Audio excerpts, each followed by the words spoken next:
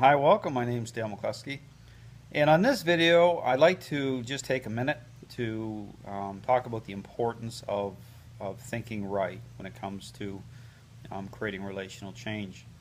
So much of what I show people is about connection. It's about how you communicate with your dog based on the direction your mind is taking, and dogs have this very unique ability to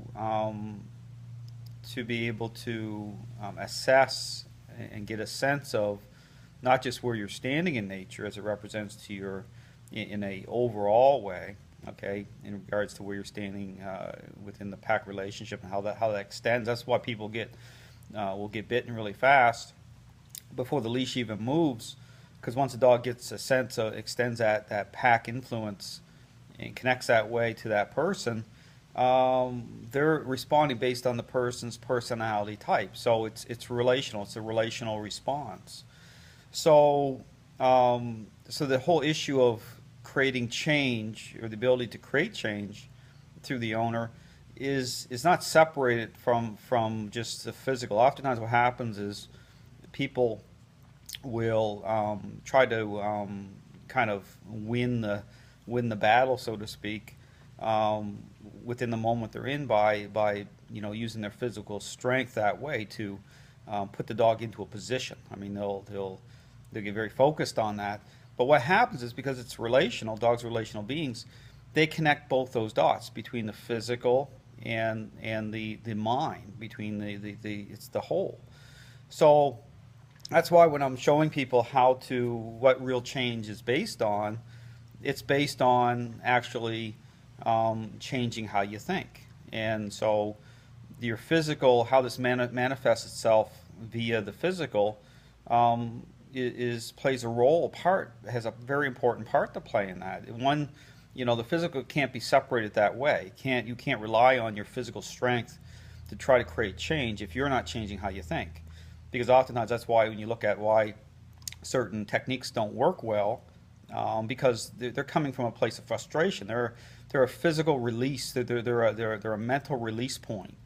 So you might say pin the dog on its back to get it to submit, but you're doing that just because you're frustrated.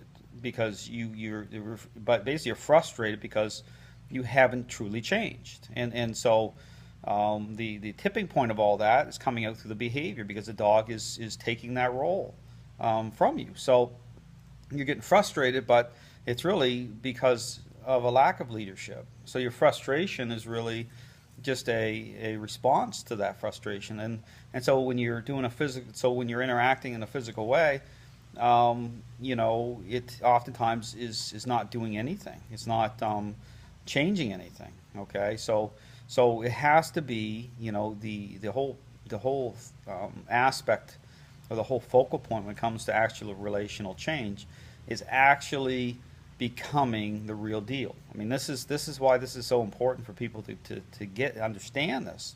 Because dogs, you can't lie to a dog. I mean, dogs are, I call them the greatest human lie detectors on the planet, because they actually know the underlying motives of what you're doing. I mean, they know whether or not you're becoming the real deal, or you're just trying to walk that fence. You're trying to have, just like McDonald's, you're trying to have it your way. Okay, you can't do that. You might get away with that. You think you get away with that, but you're not. That's why people are in such a mess with their dogs, because they're trying to keep this emotional projection going on, so that dogs are more an extension of their emotional needs, and they lose the whole ability to step back from it and say that, well, perhaps I can't have my cake and eat it too. Okay, and that's an important thing to get. So again, when you look at my relational model, it's all geared to get you off the fence, okay, to start to bring you into right relationship. And this whole aspect of losing, or fear of losing, your ability to connect with your dog at this emotional level, well, I help people reconcile that. So it's not losing, it's gaining. But it takes some perspective, okay? So you have to kind of trust what I'm saying, and take the first step out of the boat. And because sometimes it seems like there's nothing under your feet, and you're going to lose. But really, that's a self thing. Okay, that's a you know, I say about this whole issue of what is love? What's true love? It's the ability to meet the needs of another without an expectation of anything in return. So the problem with dogs right now, people and their dogs, it's all about return. It's not about giving, it's about receiving. And so, you know, it's dogs are relational beings, so they have that need. It's a need. It's no different than parenting. You know, kids have needs to have, they need to be have boundaries, and they have to have, and that's comfort. But the problem is why people are deceived too, this whole issue of appearances, and this is why nature will allow you. It's amazing. It almost like allows you to make certain choices, good or bad, and based on what you're seeing from the surface, it'll let you think because it'll offer up the illusion that change is actually happening.